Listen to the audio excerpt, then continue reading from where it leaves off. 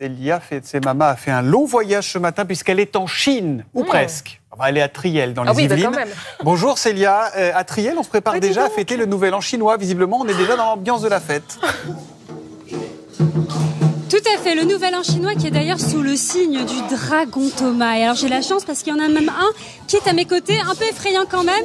Et vous dites comme ce dragon, vous dites que c'est une année, d'accord, pleine d'optimisme, d'accord, pleine de détermination également. Et je crois aussi pleine de joie, et ça j'en suis sûre qu'on le doit à l'association Dragon Bleu qui était avec moi ce matin et qui a décidé de mettre l'ambiance. D'ailleurs, je peux vous dire que ce sont eux qui chaque année à Triel-sur-Seine illuminent la ville de Triel, et notamment pour ce fameux Nouvel An chinois qui n'est pas que chinois d'ailleurs, hein. Il est également coréen, malaisien, philippin. Autant vous dire que le programme est chargé. Il va y avoir de la danse, du sport, de la musique. Ici, ils sont à fond, en plein entraînement. Moi, j'ai d'ailleurs décidé de me mettre dans l'ambiance dès maintenant.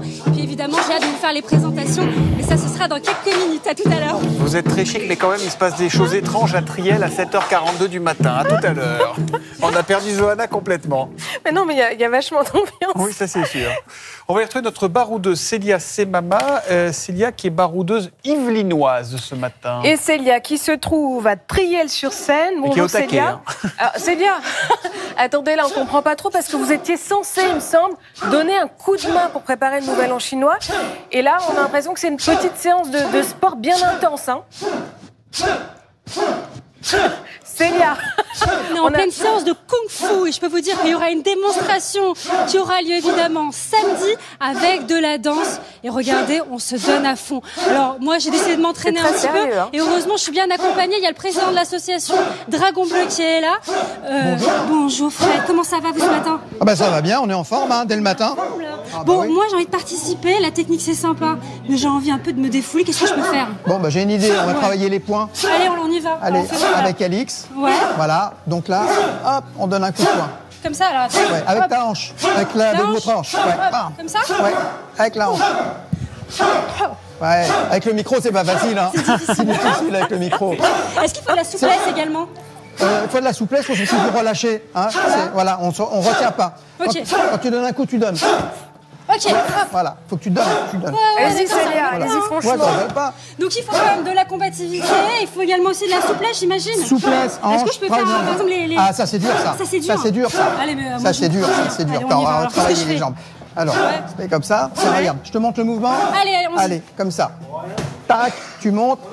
Voilà, on monte le genou et on tourne. Fred, est-ce que ça change beaucoup aussi du karaté ou encore des autres sports de combat?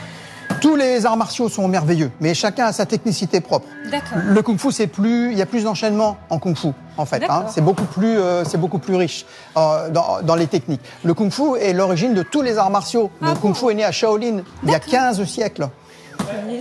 J'en apprends des choses. Alors, par contre, j'ai l'impression quand même que le fait, c'est plus facile. Hein. J'aimerais bien. Alors, en tout cas, j'espère que vous l'aurez compris, Johanna. Là, franchement, il y a déjà de l'histoire. Et évidemment, le Nouvel An, c'est tout plein d'histoires et surtout plein de traditions.